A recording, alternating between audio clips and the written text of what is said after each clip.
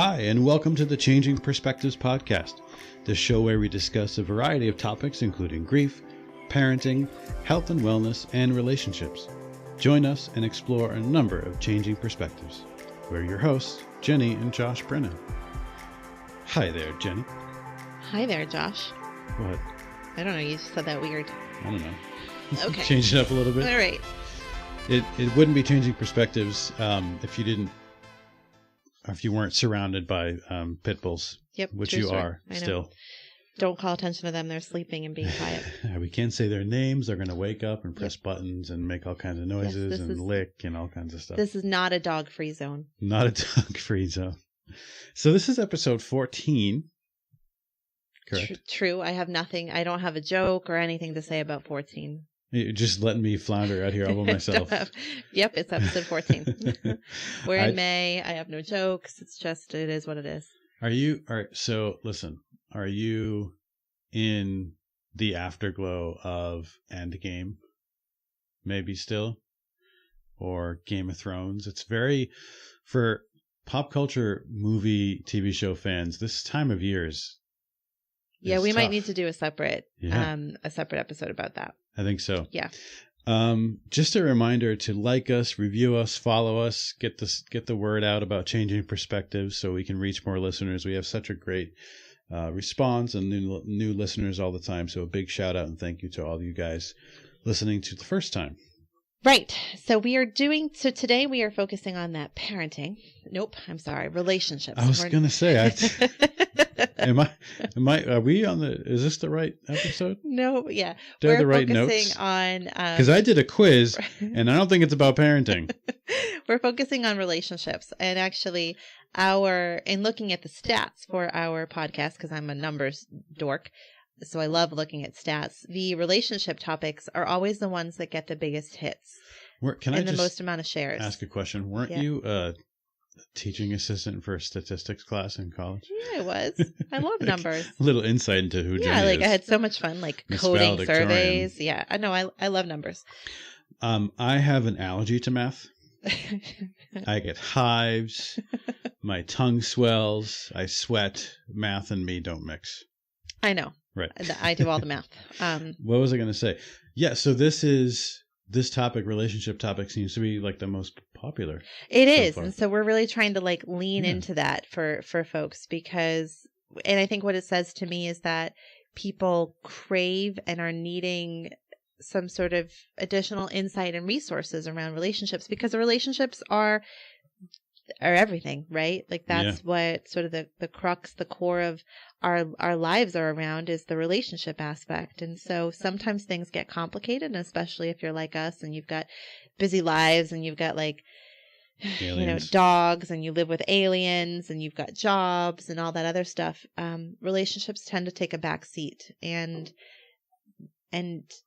it can be hard to kind of get back to that place. So it's easy to triage and put that last. Sure, of course. Right? And think that there's else. Yeah, when we retire, when our kids are off in college, we'll have time again for each other. But I can promise you, if you don't put a focus on your relationship now, that when you're retired and your kids are off to college, you're no longer going to know the person. And not only will you not know your partner anymore, you may not like them anymore. Right. And I mean, you're laughing, but this is something that we see a lot in the field, is that couples lean away from each other and, figure out new interests, and they're no longer the same individuals that they used to be. So got to focus on your relationship now. Anyways, I think that might be part of the reason why those podcasts are some of our most popular episodes. Maybe also because people enjoy kind of hearing other crazy relationships and sort of hearing the details. Well, I wanted to say too, again, we've talked about this before on the other two episodes we've done on relationships. We are not experts. No. Well, you are, from a clinical perspective, right? I wouldn't say I'm an expert, but I certainly have advanced clinical training in marriage and family therapy, for sure. But our relationship, we're not experts in this, and we're not dictating or telling you how to... We're not saying, hey, be like us. Right, exactly. Don't be like us. We've just been together for a long time. Listen to episode 1. Married high school sweethearts coming up on 20. Sweethearts. Sweethearts. We're married high school sweethearts. I don't like sweethearts. Okay, focus. I don't either, actually. Coming up on, I know that. See, sweethearts are not part of your love language, or candy preferences. Coming up in 25 years, we've been together a long time. We've had ups and downs and gotten through it together. So we have experiences to share. And also regular struggles too. Mm-hmm. So we're certainly not holding ourselves out there saying, hey, be like us, we're perfect. No, we're saying, I think, hey, look at us, we're not perfect. We've got issues too. Here are some ways that you could, maybe learn from alongside with us and kind of work through things. Right. So I forget what we did. We did a love language one, and we did ways to sort of connect or reconnect with your partner. Yep. And so for this one, I went to the Gottman Institute. I mean, I didn't physically go to the Gottman Institute, but I didn't, but I could as a therapist and get trained in the Gottman method, but I haven't. Okay. It's on my list of things to do. Anyways, the Gottman Institute, which is Gottman.com, Gottman, is run by John and Julie Gottman, kind of like Jenni and Josh Brennan, but yeah, Jays, yeah. John and Julie Gottman, and they're a wonderful resource for couples and for families. They've got lots of like quizzes. They've got daily emails that you can sign up for. I think they're called marriage minutes or something like that, but you can sign up for them, and then every day they send you sort of a new resource or a new question to ask your partner. So what we were going to do today is kind of look at our fighting and our apologies. Okay. So it's called the Repair Attempts Questionnaire, and essentially it looks at how we're doing as a couple at repairing our relationship or attempting to repair our relationship when things kind of go sideways. So this is a bit of a scary topic. Why? I don't know. Oh, yeah, I don't think we're going to match. I mean, so this is definitely... Well, you were more scared about the love language one. Uh-huh. But I think this is... You're nervous about this? This is a little hairy for me. So this is, requires some vulnerability on our part. Yeah. And so if we can do it here on a podcast, you all can do it at home in the privacy of your own home with your loved one, with your partner. If I can get through this, anybody can get through this. Right. It's only 20 questions. And it's 20 questions, and each partner answers the question as either true or false. And then if you have a certain number, I'm not going to give it away, of true answers, it means like, oh, you're doing really good in this at your repair attempts in a couple. And if you have less than that magic number, maybe you could work on it a little bit. So I don't know. I know what my score is. Don't look at my sheet. Like, it's hard not to look at your sheet because you did yours in bright orange. Sharpie. Yeah.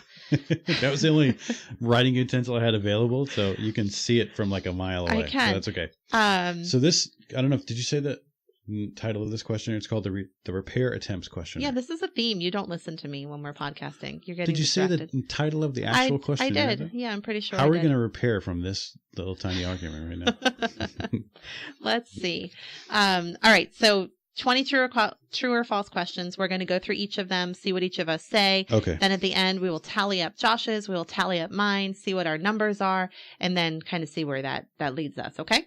Yes. You want to go first? Not even a little bit. Okay. Number 1, we are good at taking breaks when we need them. Why don't we take turns reading each question? Okay. Okay.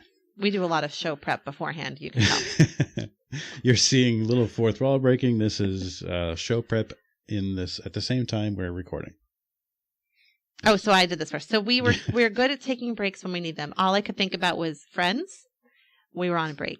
Yeah. So that was what I don't think that's what it means. I think it means like when things get like heated and we're yelling at each other that we're able to kind of walk away. Yeah. I said true. I did too. I think once, if we sort of recognize it head on. That's true. I think we would sort of like right. One of us would retreat and the other would follow to continue the argument and not respect the need for a break. So I think the therapeutic benefit or the positive benefit from that, can you talk about that a little bit? Because it's like I think taking a time out. Well, I think there's a negative connotation, like taking a break, like I don't care. That's what I think. When I was younger, taking a break from it, for me, it was like I didn't care to finish the discussion, or I didn't care about you. I need to take a break from this. It's not important to me. I'm like walking away. I'm abandoning you. Right. Yeah. I think that's where communication comes in handy, and saying, maybe ahead of time before you're in a sort of heated space, like, next time we get in a place like this, I'm going to take a break. Mm-hmm. And it doesn't mean I don't love you. It doesn't mean I don't want to have return to this conversation. It just means I need a personal timeout. So I'm going to, go sit in my car, or I'm going to go to the other room. And it's okay. It's okay, yeah. But that communication has to be there. So, and then in the heat of the moment, when, one or both of you can say, we need a break. Let's take a break. Not like the Ross Geller, Rachel Green, right. Take a break, but it's sort of like a timeout. Kids need this when they get kind of heated. This is sort of where a timeout comes from, kind of cool down. Couples need that too, so we've talked a lot about grief brain. Well, a similar thing sort of happens at times when you're arguing with someone. You're heated. You go black, you go red. You see black, you see red. I hear a lot of patients come in and say that to me. I snapped, and I kind of blacked out, and I don't really remember how the fight unfolded or what the order of things were, but I remember what I felt. Well, that was sort of your brain shutting off for some reason. And so taking a break in that moment can allow your brain to kind of turn back on, and for you to then be able to approach the situation in a more mindful way. So the question of, we're good at taking breaks when we need them. Yeah, I think I wrote true I actually had a hard time with this true or false, because I wanted it to be a Likert scale. I wanted it to be on a scale of 1 to 5. I actually almost took my orange Sharpie and put a check in the middle. I did on a couple. Did you really? How do you score that? Maybe just one. I scored it more on one side, but I wanted to. I was the same way, because again, I wasn't always so good at this. I think we're better than how we have been, but I think we still have some room to grow. Mm-hmm. And I think it depends on, when we're able to sort of stop ourselves. I think there's a point where in some of our arguments, we're too far gone and we're not able to take a break in the moment. But understanding that it doesn't mean giving up, doesn't mean walking away, that it's a break, which indicates that you'll come back to it.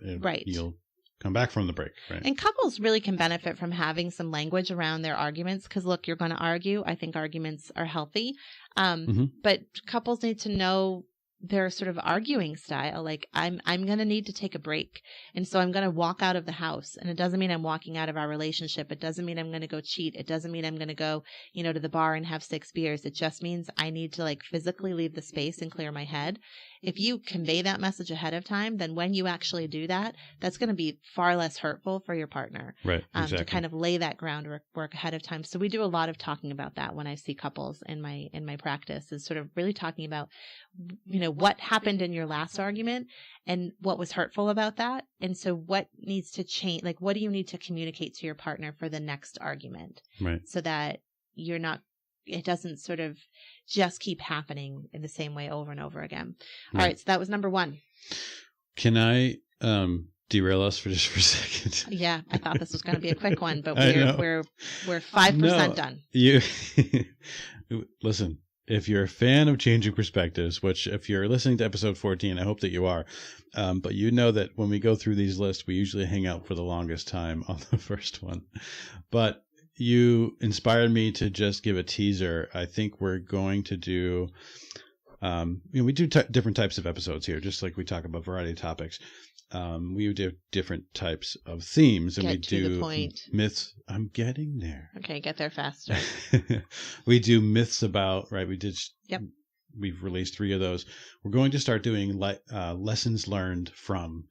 And if you're a Friends fan out there, I think we do have plans to do lessons learned from Friends, or lessons learned from whatever. That's true. Yes. And my lesson would be, we now need to know what we need. It's important to define what you mean when you say we're on a break. Yes. I learned that from Friends. Okay. Yes. Okay. Next, question number 2. My partner usually accepts my apologies. So I checked false. I mean, I would agree. I checked true, because this is you accept my apologies, but I am stubborn and hold a grudge. And well, I don't think that's what it's about, though. Okay. So I checked no or false, because I feel like historically, when I apologize to you, part of the inspiration or motivation to apologize is to end the fight or end the disagreement rather than actually apologize. And it's what's behind the apology. Depends on what we're arguing about or whatnot. But I think as far as we talk about love language, actions are more important to you. Yes, that's true. Than words. So apologies to me, assuming that this referred to the word I'm sorry or the words I'm sorry or I apologize, I checked false because it's not important to you. That makes sense. And actually, this makes me, this solidifies for me that the next quiz we need to do is actually about apologies. So it's remember our friend Chap? Yeah. So Gary Chapman has an apology language quiz too, which is a bit more involved. I think it was like 30 questions and there's 5 answers for each of them and they're all kind of long. It's lengthy, but we'd have to really keep you on task. But it's not just like couples relationships, it's also about friends, but it's all about apology language and the types of apologies. So because we talk about relationships, it doesn't always have to be spouses or couples, right, like friends fight too. So absolutely. And what are the repair attempts in a friendship too. So you have solidified for me that will be the next episode that we do. So you went true on relationships. I did say true because I feel like when I apologize to you, you accept it. Absolutely. Yeah. All right, I can say that I am wrong. Oh, this is the one I wrote in the middle. Oh, okay. For me, I think it's hard for me to say that I'm wrong sometimes. I mean, also because I'm right all the time, but just kidding. I was just going to say, wait, are you ever wrong? I don't think you are. Brownie points. No. No, because words mean nothing. I'm not going to disagree with you on that. I think it is kind of hard for you to say you're wrong. But I went with true, very true for me. I have no problem saying that I was wrong or incorrect. Yeah, well, I think you will just to shut down an argument. That's true. That goes back to the apology thing. Yeah, like you'll just say like whatever. Right. Do you think that is kind of, I don't know, a little bit of a cliche, the men in a man and woman relationship? We're not just talking about men and woman relationships, every relationship, but do you think that's sort of like this cliche kind of just men just want to shut the relationship up? Shut the conversation up and we'll say whatever they can to shut it down. No, I wouldn't like stereotype it that way. I would say that there are some personality types. I think there are some personality types who just want to shut it down and don't want to talk about the stuff. Yeah. And so just like whatever had happened, let's move on. That can be anybody. We don't need to talk about it. Yeah. Sure. Yeah. No, I've got friends like that too. Who like, whatever, let's not talk about it. Let's just move on. Yeah. And other friends who are like, no, let's talk about it and figure out what happened and make sure we're good. Yeah. So, but I do have a hard time. I can say that I'm wrong, but it takes me a little bit to get there. So I will say though, for you, when you do say that you're wrong, I know that it's pretty powerful for you. When it's coming from you, I mean, I know that means a lot. Especially because I'm hardly ever wrong. I agree. I agree with that. No. You're up, I think. Did I go? Yeah. You're even. I'm even? Mm-hmm. Okay, go ahead. Oh, no, that's me. Yep, we're on number 4. 4 is even. Oh, remember, you were not a valedictorian. I just told you, math, I'm allergic to math. I'm pretty good at calming myself down. I went with false on this one. Yeah, I think that's true for you. I think and I wrote false for myself as well. Okay. And I think, there's, again, I wanted it to be a Likert scale. But I feel like it's on a continuum. Like I'm really good at calming myself down until I reach a certain sort of threshold. And then once I kind of hit that point, then my brain shuts off and it's hard for me to calm myself down. Yeah. Like in the moment, then I really do need to sort of step away and take a break and kind of calm down. So I think we're matching up on that one. Yeah. For me, I think I'm the same. I talked about this in a previous episode, but I think we're both pretty emotional. I'm a big feeler. I feel hard. I think our kids do too. And I've never gotten kicked out of a youth sporting event though. Really? You just dropped that? Here we go. Put it out there. Okay. But I think that speaks to like, it's hard at UConn. I'm very passionate. I know, but it wasn't a typical like, you on the sidelines yelling and screaming. Someday we'll tell that story. Thinks I'm the worst person ever. It was in a 30-second nutshell. It was a sporting event. Our child got in trouble with a ref and accused of doing something awful, which he just didn't do. And at a moment when it just happened to be really silent, Josh yelled something that I heard it in the stands, and I knew it was meant to like boost our child's confidence and basically to tell him to like ignore the ref without saying ignore the ref. But the entire stadium was quiet, and so everyone heard it, and it was very easy to take it a different way. Yep. And so the coaches of the opposing team lost their minds. Yeah. And it all became very bad, and it meant Josh had to leave. But like in that moment, I knew. Everyone around me was like, what just happened? And I said, Josh said something that was supposed to make our child feel better, and it was totally not the right thing to say, and was interpreted as even a more wrong thing to say. But I know my point is it came from that place. Like you were past that point. Hard. You were really, you were feeling hard. Our child was sobbing. You were really upset for him. And you knew what it meant for him that this whole stadium was thinking he did this awful thing to deliberately hurt someone on purpose. And so your brain shut off and you didn't think like, how's this going to be received if I say this thing? And so he got asked to leave. So it is hard to calm myself down. And I think that's hard for many people. Once you pass that threshold, it takes a lot of skill to be able to, I think actually for everyone, if you pass a threshold, and I think the threshold is different for everyone, once you pass that threshold, you just have to be done. Yeah. You have to walk away. You have to cool down. The key becomes how do you identify that you're approaching that threshold and calm yourself down before then. Another quick teaser.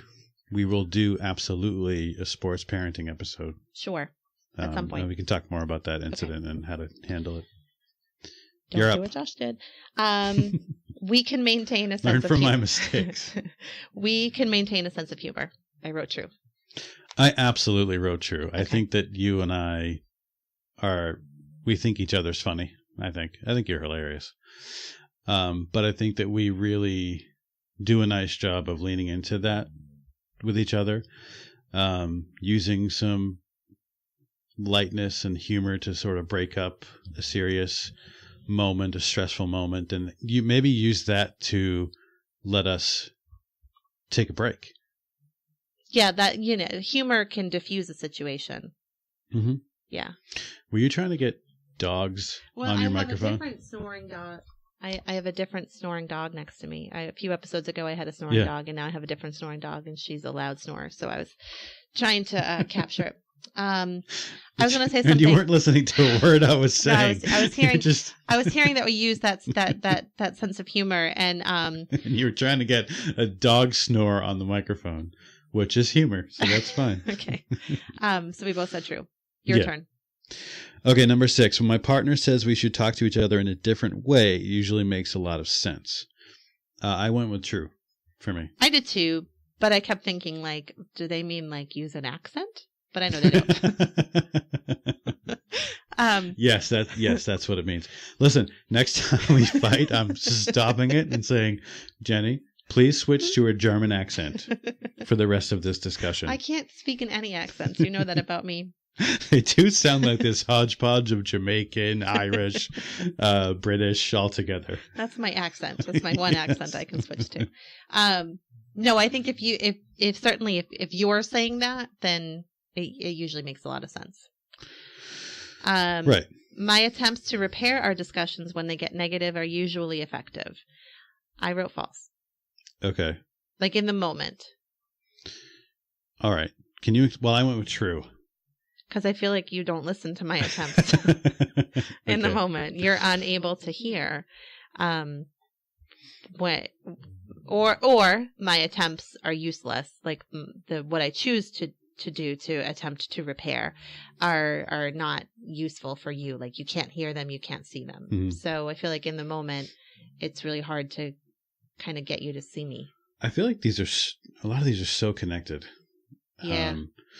I think that goes back to pretty good at calming myself down, because I passed that threshold. I don't hear what you're saying, and I'm afraid to take a break. Right. And Right, I guess I probably am waiting until you get to that point to attempt to repair the discussion. Right. Yeah.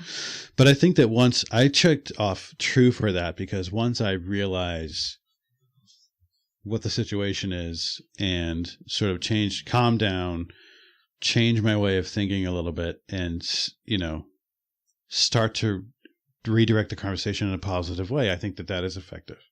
Yeah. Right. I forget what I was going to say. And that's such a good feeling. Like, I can think back to, many arguments where like a light bulb clicks, I get it, I've calmed down, and then I say something and you finally respond in a positive way that I can see us resolving it. And that's just such a good feeling. I just keep thinking about burnt hot dogs. Do you want now you have to explain burnt hot dogs? No, it's just we had a very large disagreement, and it was while away with other people, and we took a break. I stormed away and took a break. You took a break. I took a break, which petrified me. And I didn't tell you because I'm not good at breaks. Yeah, and I don't think I answered your calls or anything. And some friends broke into where I was staying essentially and wouldn't let me be alone.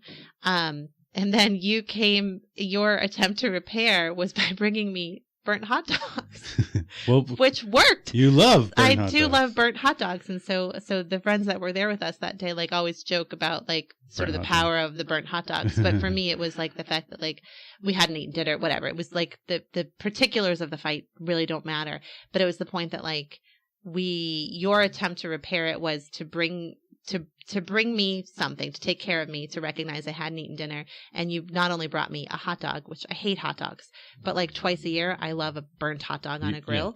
Yeah. If you're going to eat a hot dog, you like it well done, burnt to the nth degree. Right. And so you brought me, and so that's your repair attempt, but it worked. Yeah. Right. Like then we were able to, like, kind of have a discussion in it, and it took some time to kind of figure everything out, but that's just what I keep thinking about when I'm talking about, like, repair attempts. I'm picturing you with burnt hot dogs. What I was going to say about these being interconnected is that they're also do you hear the snoring dogs now? I heard it loud that time. That's this dog, I think. There's two dogs, I don't know which are snoring. Oh wow. Okay. That so you many might of these. To wake him up. So I am. So many of these are about you and I, right? Like, it's really hard, I think, to answer these and say, yes, I do this well. I hear us saying, like, I do this well when you do this, or I don't do a good job until you do this. So I feel like a lot of these are really not just reliant upon other questions in the questionnaire, but also really speak to, like, the fact that it's a two-way street in a relationship, the repair attempts. All right. I got sidetracked by snoring dogs and hot dogs. I'm up. Number 8. We are pretty good listeners, even when we have different positions on things. I went with true. I did too. I think that we generally, if we're in a good space, we're able to really listen to each other. And once again, I want to say that previously, we've been together a long time, and when we were in high school and college, I would check no probably for that. Sure. At least for me. Yeah. But I think that we've gotten a lot better at that. I think we listen to each other well. We know each other really well too. Right. If things get heated, we can usually pull out of it and change things. I wrote false. Did you? Yes. What did you write? True. Oh.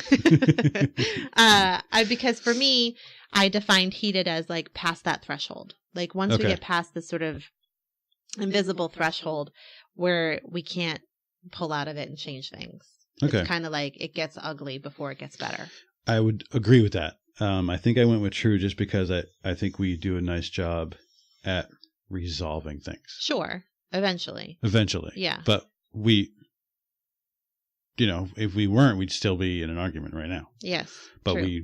we have the good skill set as a relationship with each other to resolve those things. Right. And to come out of it and learn from it. So that's why I went with true. But I think that what you said was, I agree with you. Because I'm right all the time. Yeah, we established that. Number 10.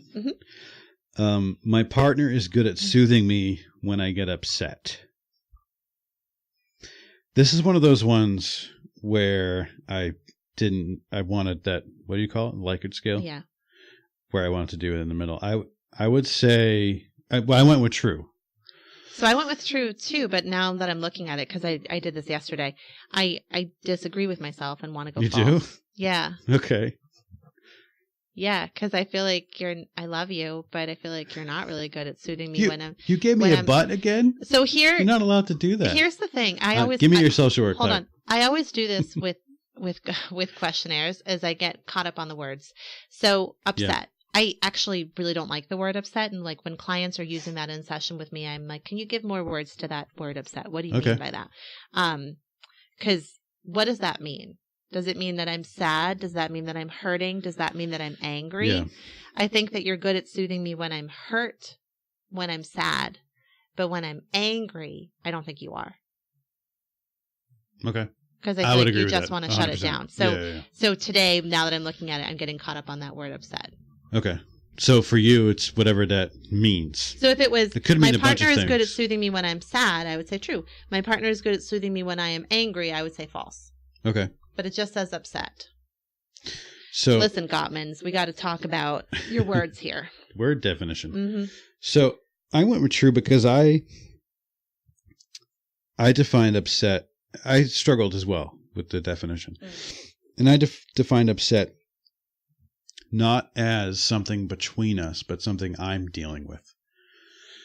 Right. I know this is about repair attempts, but I'm dealing with individually stress at work, stress coaching, whatever. There's no stress in coaching. But I think that you do a great job at, and I wouldn't even describe it as soothing. You're a soothing person and sweet, and of course. And until I'm not.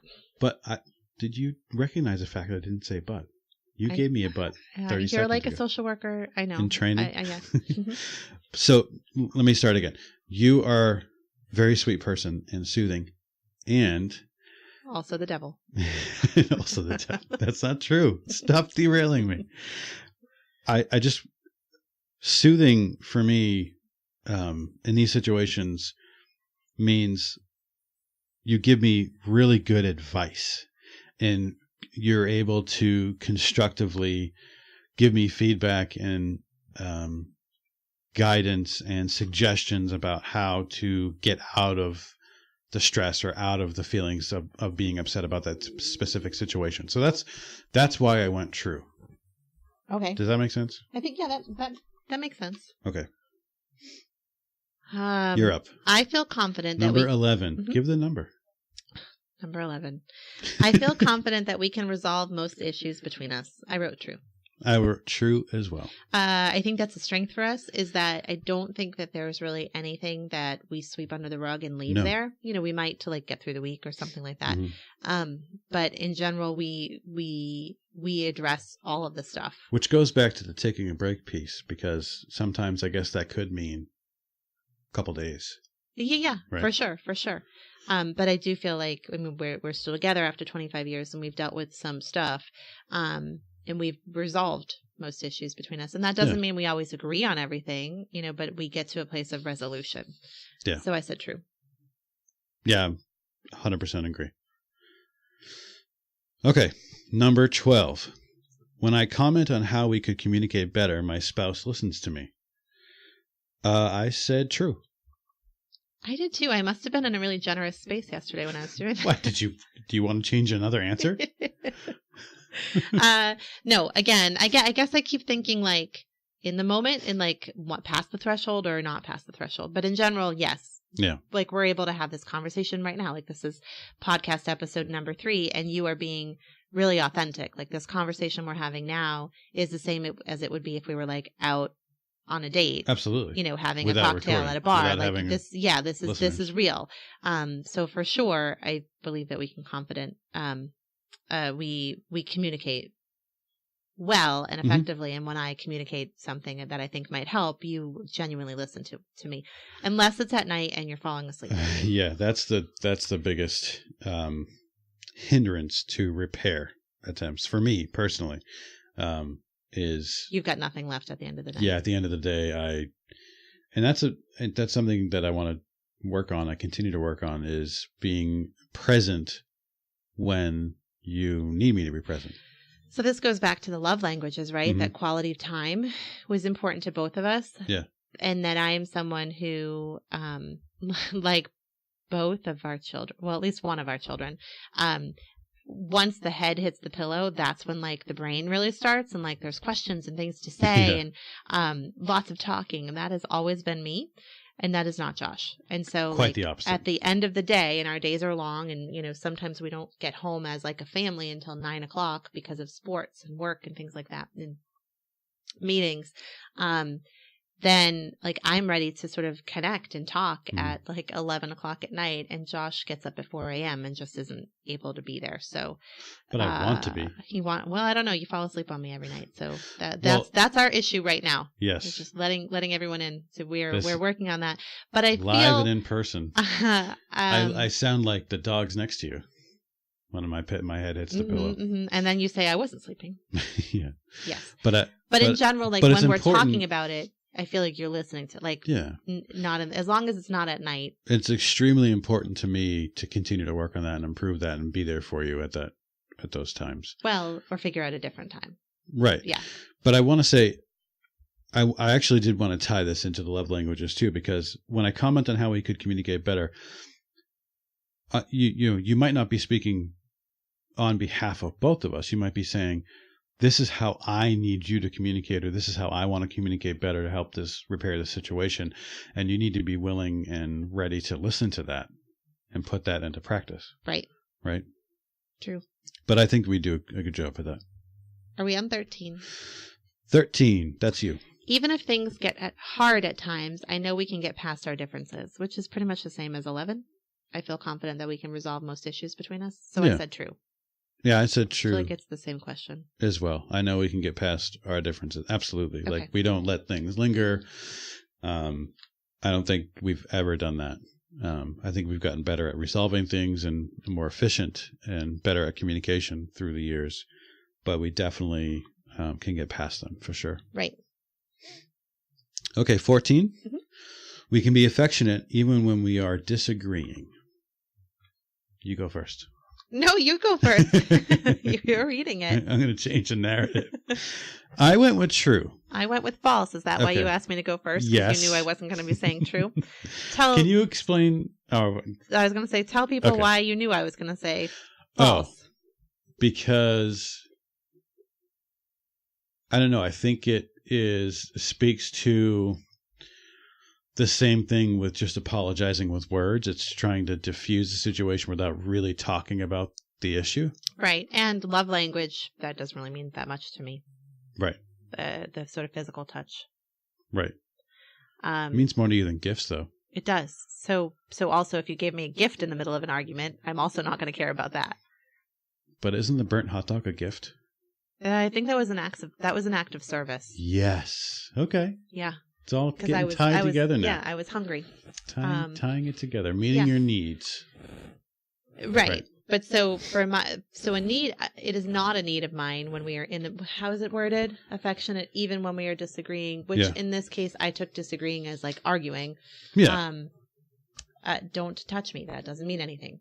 Mm-hmm. Go away. Let's respond to the feelings here. Right. My language is affection. Oh, and I also interpreted affection as physical affection. Yeah, so did I. Gottmans need to do some definition work, I think. Or the Brennans need to come up with their own questionnaire and test it. Oh, that's a good idea. But no, listen, I that's how I communicate, is through affection. And when I say, when we're arguing or having a disagreement, and it's something, maybe I did something wrong or I upset you in some way, one of my first gut reactions is just to give you a hug or physically connect with you as a way to diffuse or apologize or express my love to you. Right. But so that's why you wrote true and yes. I wrote false. Teasing and humor usually work to get my partner over negativity. I wrote false. Well, okay. I don't really remember what I was thinking at the time, and I don't know if I agree. I have to think about this a little bit more. Teasing and humor usually work to get you over negativity. No, I think I agree with that. I think once you're in like this really negative, like funky place that you get to, that doesn't help. The teasing and the humor. I don't think that draws you out. Yeah, I guess it depends on the situation. But I think that, I don't know, I took that as, I don't know, teasing and humor is powerful for us. It's something we connect on.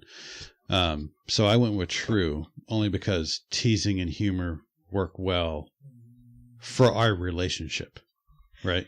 Yes.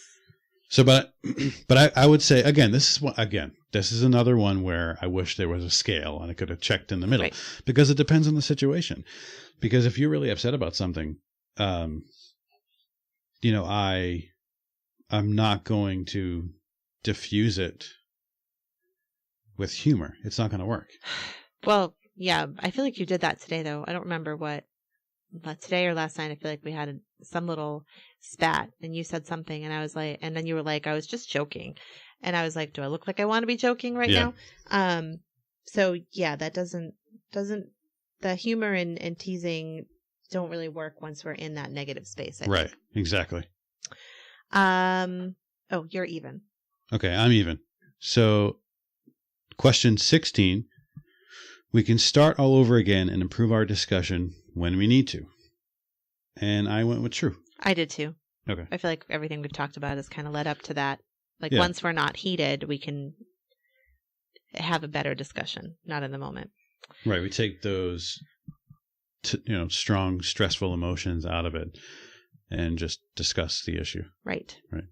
Conversely, number 17, when emotions run hot, expressing how upset I feel makes a real difference. I wrote false. Okay.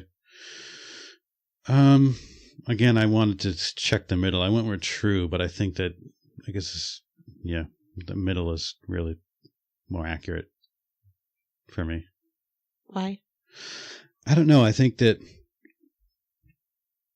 I tend to not express how I really feel because I'm such a big feeler. I feel hard. I'm emotional. I'm passionate. And I think that I react first using those elements, not really expressing how I actually feel. Like you're not able to talk about your feelings? Yeah. Okay. So once I do that and I get rid of the emotional stuff and peel that stuff away, then I think that's better. That's a better, that ends up actually repairing the situation.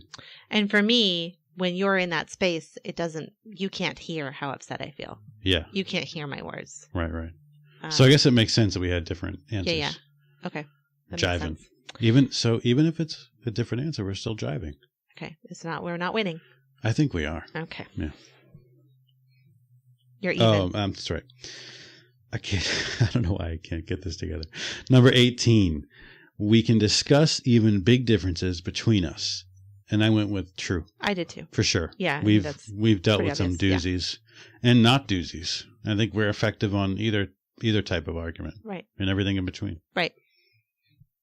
Number 19, my partner expresses appreciation for the nice thing I do. There's a typo.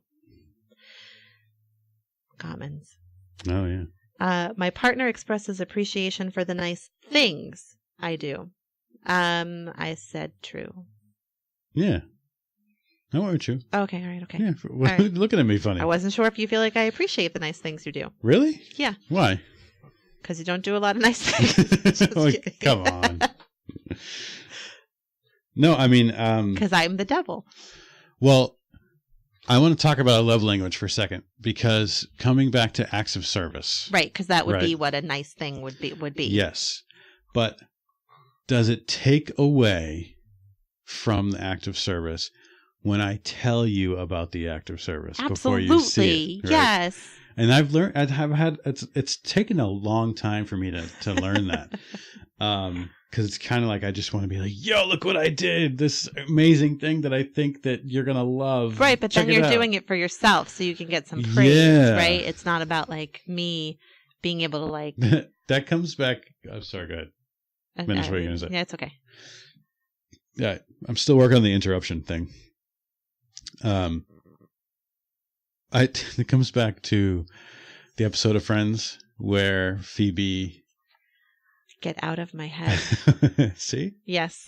Go ahead. What are you going to say? She basically says that there's no such thing as a completely good deed, and altruistic good deed. And she lets the bee sting her, and she thinks that that's the best thing. And I think it was Joey or Chandler was like, the bee dies, right? Right.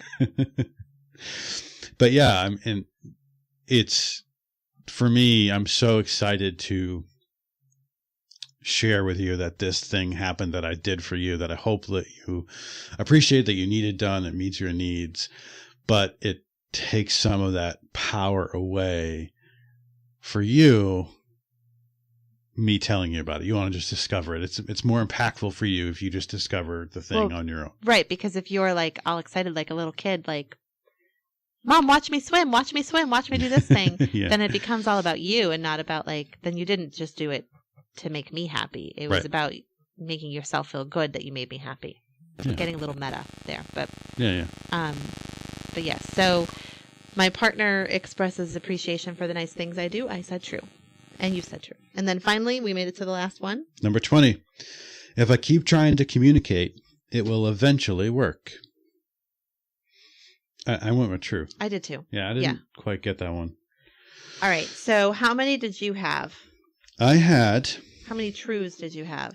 I had 18 trues and 2 falses. I think you cheated. I did not cheat.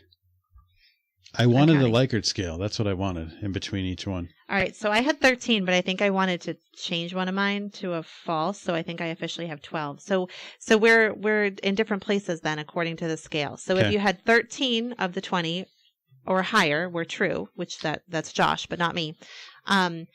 This is what the Gottmans have to say. Congratulations. This is an area of strength in your relationship. When discussions are at risk of getting out of hand, you are able to put on the brakes and effectively calm each other down. And then it says, for more ideas on how to soothe your partner and yourself during a conflict, check out Chapter 9 in their book, The 7 Principles for Making Marriage Work. Now, if you had below 13 true answers, which is where I effectively landed, here's what the Gottmans say. Get a divorce. They don't say that. They don't say that. They don't say that at all. Essentially, you're normal. Your relationship would benefit from some improvement in this area. Get a divorce. By learning how to repair your interactions, you can dramatically improve the effectiveness of your problem solving and develop a more positive perspective on each other and your relationship. Consider spending some time on the 5 powerful exercises in Chapter 9 in the 7 Principles for Making Marriage Work. So look, they're referring you to the same place, right? Like the Gottmans are saying, hey, either way, you could benefit from reviewing this particular book in this particular chapter on sort of communication and effective relationships. So I think for us... Well, I won, right? This one? Well, I don't know. So a lot of those were about me, right? About your partner. So did I win and you lost? That's a good... No, I don't like that. No, I think I wanted to talk for a minute about... Of course you did. About just the exercise and doing things like this. Exactly. Like, don't focus so much on the results. I won. I didn't win. No, there was the winning part. I know is a joke that I lean into because it's funny, but there's no winning. This is about process, not product, right? This is the preschool teacher, and it's not about coming out. It's not really. I think both of us agree that at the end of the day, it doesn't really matter what your number says because any couple really should be focusing on this aspect all the time because you're always changing as individuals. Your lives are always changing.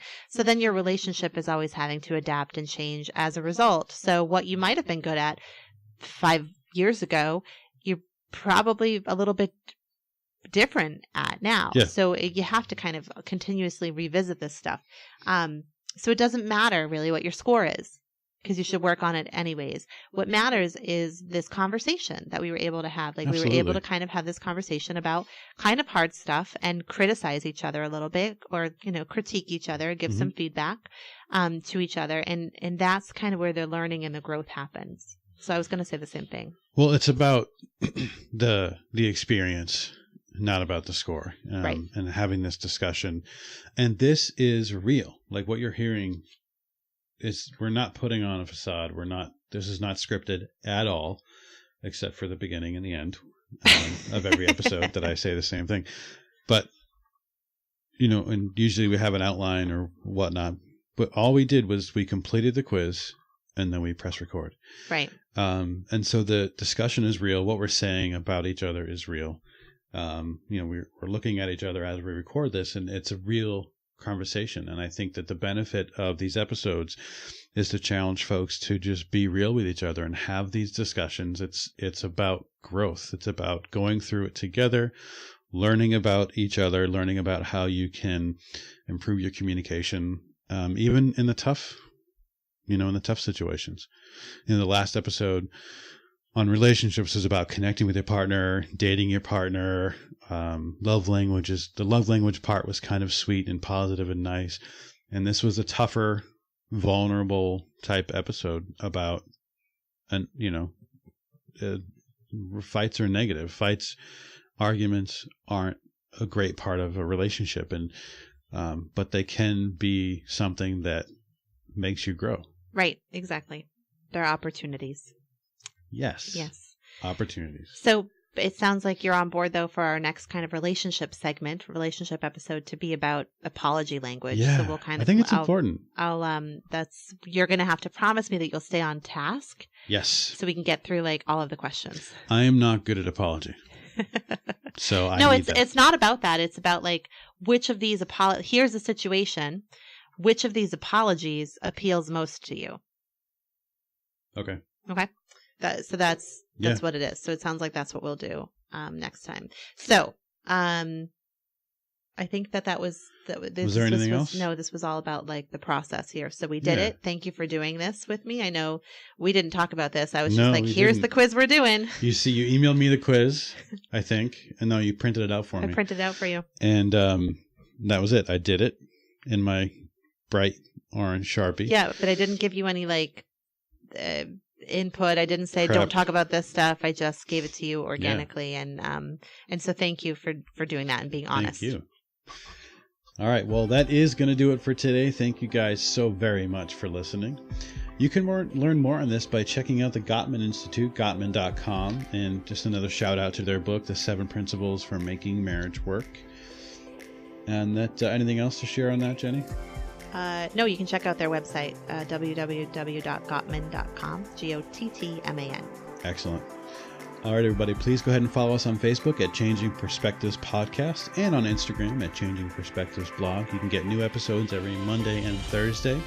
Check out our website by going to changingperspectivesblog.com or send us an email to changingpodcast@gmail.com. Don't forget to go ahead and subscribe to the show so you'll never miss an episode, and we will see you next time. Say bye, Jenni. Bye, Jenni.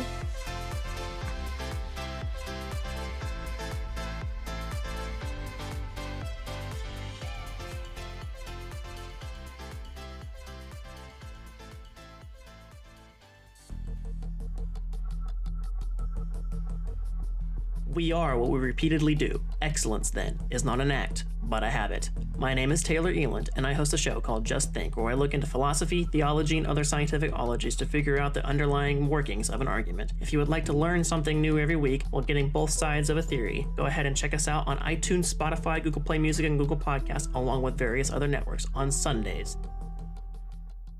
Hello, listeners. This is Chris from the Super Like Me podcast, a dating podcast, a life podcast, most importantly, a failure podcast. Oh my God. This podcast is all about my dating failures and all the absolute crazy stuff that I've went through in 38 years of my life. You can check me out at anchor.fm/superlikeme. That's anchor.fm/superlikeme, or a simple Search on iTunes, Spotify, Google, Stitcher, Super Like Me Podcast. The Changing Perspectives podcast is produced, recorded, and edited by Dizzy-Bird Studios, Whitman, Massachusetts. Visit Dizzy-Bird Studios on Facebook, facebook.com/Dizzy-Bird Studios.